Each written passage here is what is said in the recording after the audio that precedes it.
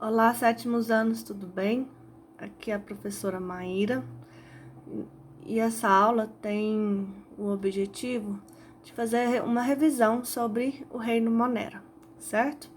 Vocês já estiveram fazendo algumas atividades sobre o assunto, já assistiram alguns vídeos que eu enviei para vocês como sugestão e aqui eu vou fazer um arremate para a gente fechar o conteúdo, ok? Então, vamos lá. O reino Monera é um dos 5 grandes reinos, né, que dividem a classificação dos seres vivos, ok? O reino Monera, ele é basicamente o mais simples dele, com os seres mais simples, organismos simples, certo? E ele é formado por bactérias e cianobactérias, ou seja, os representantes, né, os seres vivos que representam esse reino são as bactérias e as cianobactérias. Eles são seres procariontes, ou seja, eles são seres que têm célula procarionte. A célula procarionte, como nós já havíamos falado em sala de aula, é aquela célula que tem como característica principal a ausência de carioteca, né? Não existe um núcleo, uma membrana nuclear, aonde estaria guardado o material genético. Na célula procarionte, o material genético fica aqui disperso no citoplasma, ok? Voltando aqui.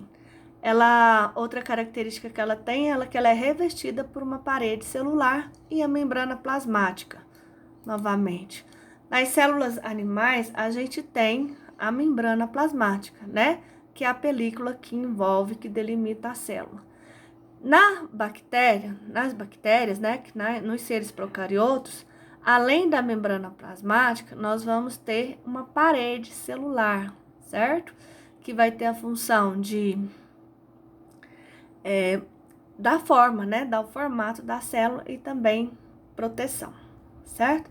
Aqui nessa célula tem uma cápsula que tem em algumas bactérias, essa cápsula dá resistência à bactéria, né? Resistência a antibióticos, resistência a substâncias químicas.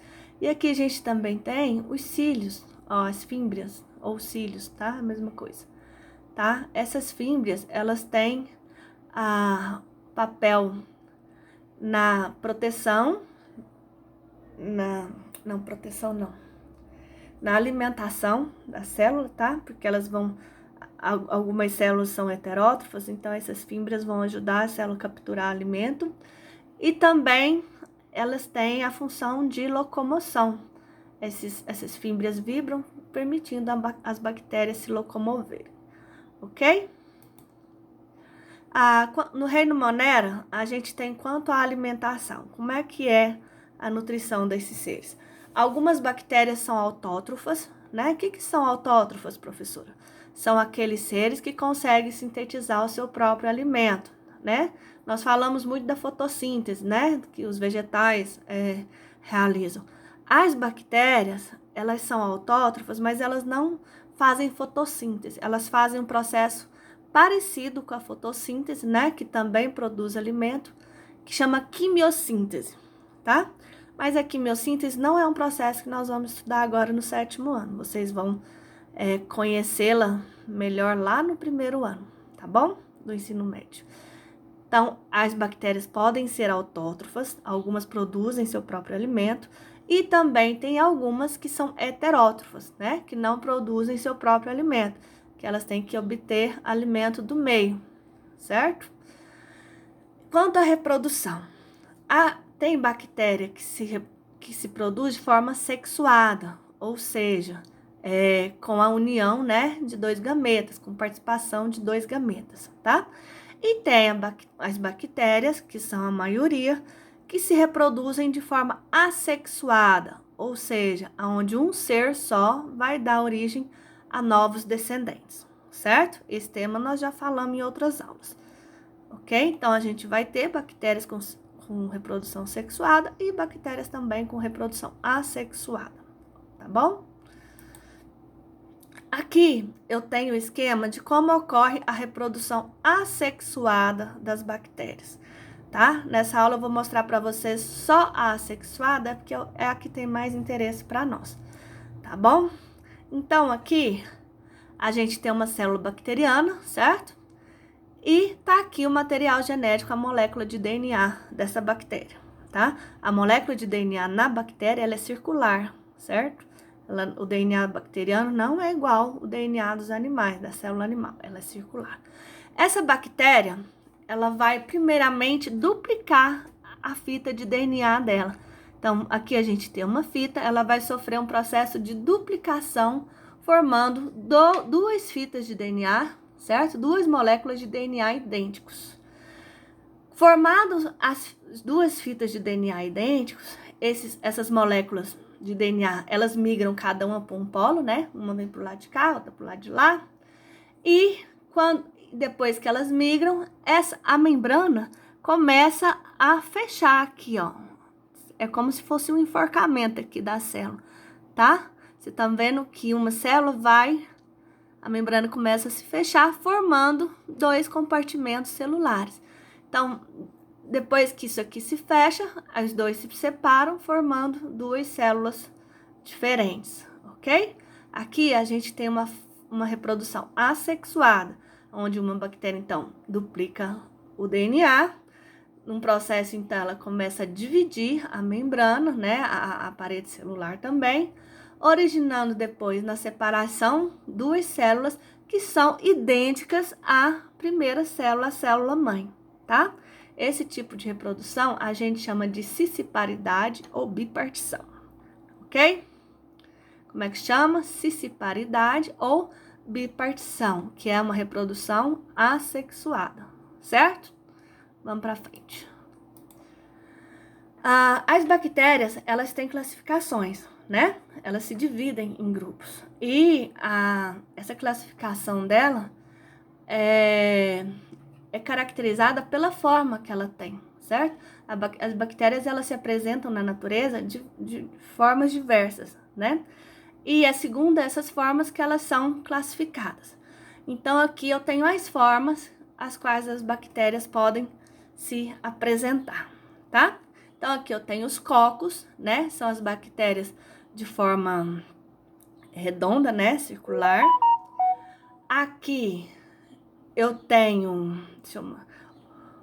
Cadê os bacilos?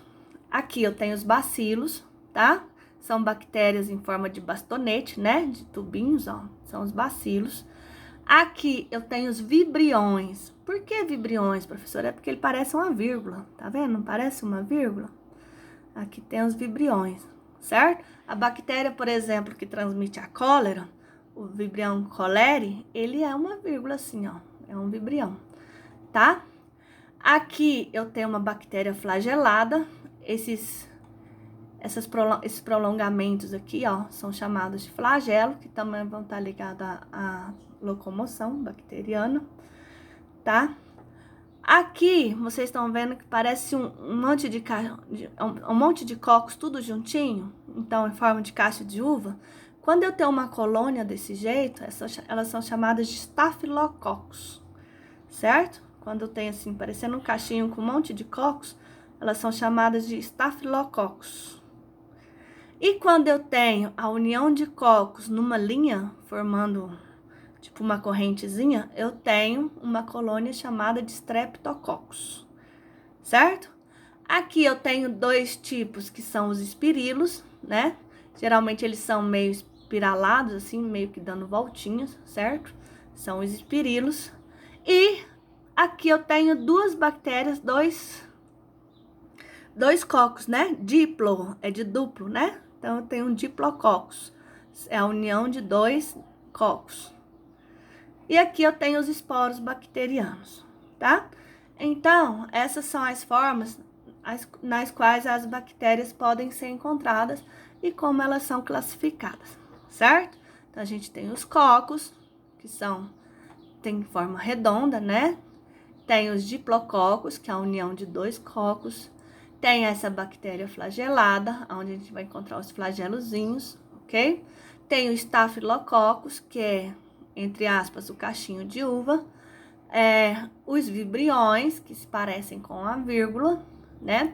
Os bacilos, que se parecem com um bastão, um bastonete, né? E os espirilos, que são formas assim espiraladas, né, compridas, certo? A importância das bactérias. As bactérias, elas têm uma presença muito grande no meio ambiente, nas nossas vidas no geral. Vamos ver cada uma aqui rapidamente para o vídeo não ficar grande. As bactérias apresentam a maior parte do material vivo deste planeta e também possuem capacidade extraordinária de reprodução. Então, apesar de serem seres muito simples, as bactérias elas se adaptam a qualquer tipo de ambiente, certo? A gente pode encontrar bactérias em lava vulcânica, certo? Em lugares extremamente gelados. Então, são seres que conseguem se adaptar a todos os tipos de ambiente da biosfera, certo? Então, eles têm uma parcela, uma maior parcela de seres, de número, né? Seres vivos no planeta. Elas têm fator importantíssimo na decomposição, na reciclagem e continuidade da vida no planeta Terra. Nós já falamos isso muito lá no 6º ano, né? Porque quando a matéria morta, quando o ser vivo, qualquer ser vivo morre, ele tem que entrar em decomposição para reciclar a matéria para o meio ambiente. E quem promove essa reciclagem, né? Quem promove a decomposição da matéria orgânica são as bactérias e também os fungos, né? São dois, os fungos nós vamos ver nas próximas aulas. Então, esses dois grupos, as bactérias e os fungos, têm essa participação importante na decomposição da matéria orgânica. Fazem associação com plantas e fixam nitrogênio do nosso ar. O elemento nitrogênio, a gente precisa, os seres vivos usam ele no organismo. Só que a gente não consegue absorver esse nitrogênio que está na atmosfera como gás. Então, algumas plantas se associam ao nitrogênio, né? E esse nitrogênio ele torna a fazer parte, né, do corpo da planta, e a gente adquire esse nitrogênio quando a gente se alimenta da planta. Então, a bactéria acaba se associando com a planta para se fixar para fazer, as bactérias se fixam às plantas para absorver o nitrogênio que tem no ar, certo? No gás atmosférico. Na produção de antibióticos e vitaminas, né? Essa aqui é uma importância mais medicinal, que eu não sei se vocês sabem, mas antibióticos são medicamentos para matar bactérias. Então, os cientistas usam as próprias bactérias para produzirem os antibióticos. E algumas vitaminas também, que são onde as bactérias são usadas em laboratório para sintetizar essas vitaminas, certo? Os processos de tratamento de esgoto também utilizam bactérias no processo de degradação dos resíduos orgânicos, né? Quando no esgoto a gente vai ter lá muita sujeira, né? Muitos compostos orgânicos. Então as empresas usam alguns tipos de bactéria para estar degradando, para estar matando, desintegrando essas bactérias e tirando aquela sujeira da água, certo? Produção de insulina para tratamento de diabetes. O diabético, ele precisa de um hormônio.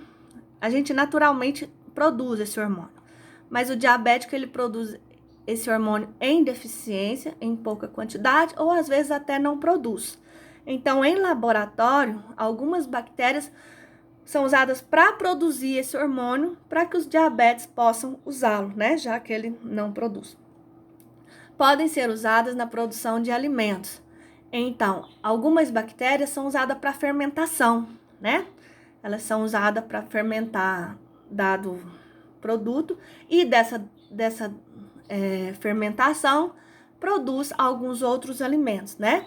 O iogurte, coalhada, queijo, leite, vinho, bebida, cerveja, certo? Então, isso tudo, todos esses produtos são produzidos a partir da fermentação de vegetais, do leite, etc. Ok? Deixa eu ver o que mais tem aqui.